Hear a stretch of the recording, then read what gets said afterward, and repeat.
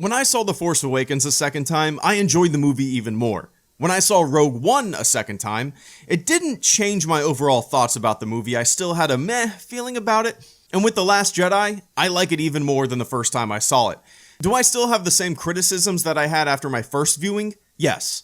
The tone was often all over the place during certain parts, the pacing sometimes felt wonky, especially in the first third of the movie, and some of the humor was off-putting. Despite those gripes, I have to say that after my second viewing, those gripes definitely lose some of their value. The criticism I have for the movie has nothing to do with the way characters were presented or with how the plot unfolded. My criticism is based off the pacing, the tone, the mechanics of the overall film, and like I said, mainly the first third.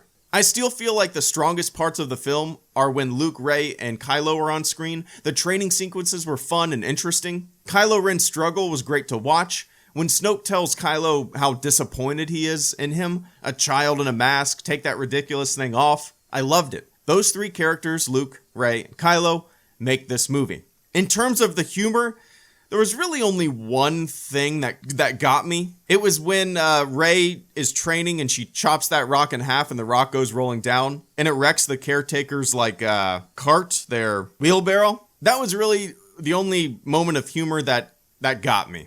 The Canto Bight plot still feels like busy work to me. I understand its purpose. I understand that it was there to show the downtrodden, the oppressed, the kids who speak of story and legend at the end of the movie and will grow up wanting to fight the First Order. I understand that the Canto Bight plot is there to serve as a moment of betrayal and how your best intentions can come crashing down. Things sometimes just don't work out. I appreciate the lines from DJ about dealing arms to both sides and how good guys and bad guys are just words. Those are some great lines from DJ. I've been talking about the military-industrial complex since I was in the military. But the way the Canto Bight sequence was executed, the way it was often cut into far more interesting scenes, I feel like it could have been scrapped or replaced with something different. That entire subplot is one of the biggest reasons I have pacing issues with this film. The biggest criticism of The Force Awakens was that it was a New Hope 2.0. The Last Jedi, without a doubt, does not fall under that criticism. If you're mad that things didn't go the way you wanted them to, I'll put it bluntly, movies should not cater to the audience's expectations, not give fans what they want to happen. Movies are an artistic vision from the writers and directors. Movies should be a roller coaster of unpredictability, and that is what The Last Jedi is, a roller coaster of unpredictability.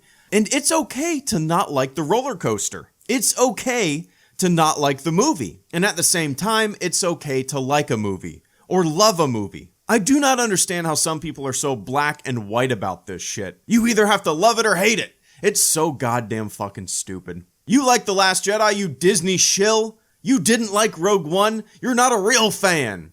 Dumb thoughts for dummies. Or they're just trolls.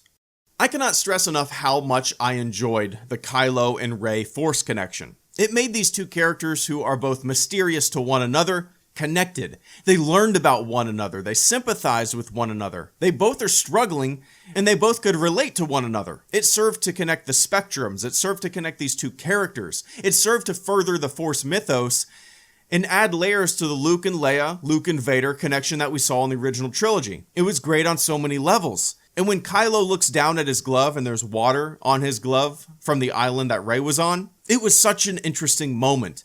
And potentially a little foreshadowing for the end of the film when Luke Skywalker is able to physically project himself on Crate. It was neat. The Force, in general, has been brought back to its roots, which I am very happy about. No, you don't have to be born from greatness to have greatness. No, you don't have to get this power from lineage. The power is everywhere. That's how it used to be. It's there for the taking if you just succumb. If you breathe, just breathe and reach out. That is why I have always said I wanted Rey to be a nobody. From the very first The Force Awakens trailer, I said, oh boy, I hope she's not related to anyone. Because when everything and everyone has to be connected, the idea of the Force loses its punch. So by ending The Last Jedi with a kid, pulling a broom towards him, looking up at the stars, it puts the magic back into the Force. The idea that it's an energy between things, that it's a power that binds the galaxy, the idea that anyone can become one with the Force. Rey's parents are nobodies, and that is way more powerful than her being a Skywalker. The power of internal bias when telling a story is on full display when we're shown flashbacks of Kylo Ren defecting. In real life, When someone is telling a story, they're telling it from their point of view. That guy was being a total asshole to me, but they don't tell you that they were also being a total asshole to them. So when we see Luke's side of the story, he's not holding a lightsaber.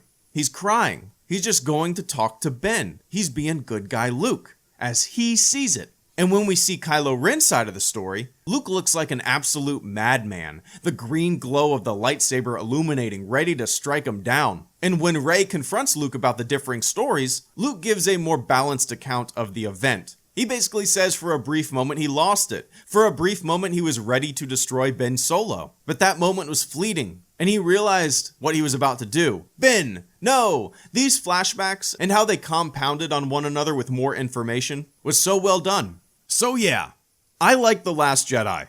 Don't love it, like it.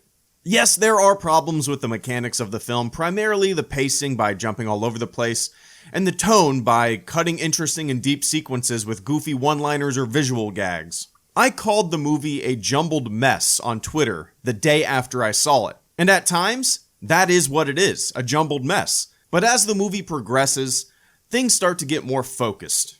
I always like gauging the opinions of people I know who aren't really Star Wars fans. I mean, they've seen the movie, you know what I mean, you have friends like that. And those people all agreed that the movie jumped around too much, had pacing issues, the humor was overblown and felt out of place at times, and the list goes on.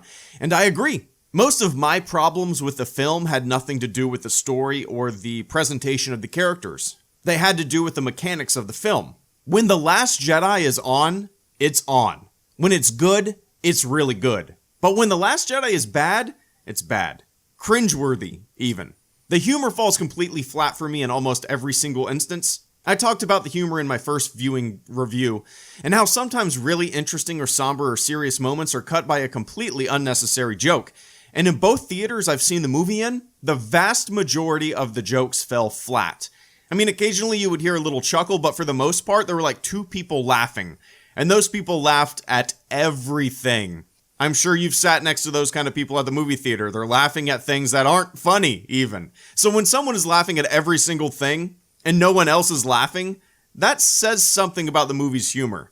And maybe more about the 2 people in the theater laughing at everything. The Force Awakens left us with a big cliffhanger. The Last Jedi didn't really do that. In my first review, I talked about how now it's just back to the Empire and the Rebels, the good guys versus the bad guys. And how I wish they kind of did something different, because they had an opportunity to do something different, especially after the join me scene in Snoke's chamber between Rey and Kylo, after one of the most kick-ass confrontations and action sequences in the saga, but nope.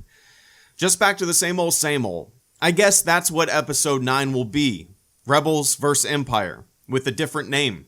But for The Last Jedi, the overall story, the characters, the resolve, the confrontations, the unpredictability, all of that, I really enjoyed. If you don't like The Last Jedi, that's fine, man. I'm bummed that you didn't like it. Truly, it bums me out. But at the same time, I know there will never be a Star Wars movie that makes everyone happy. So all we can really do is sit back, watch the movies, and draw our own opinions. It's okay to not like a movie. It's okay. Don't let anyone tell you that it's not okay. It's okay to not like a Star Wars movie. And at the same time, it's okay to love a Star Wars movie. Be civil, have fun. HelloGreedo, out. I should put that on a t-shirt. Be civil, have fun. All right, HelloGreedo, out.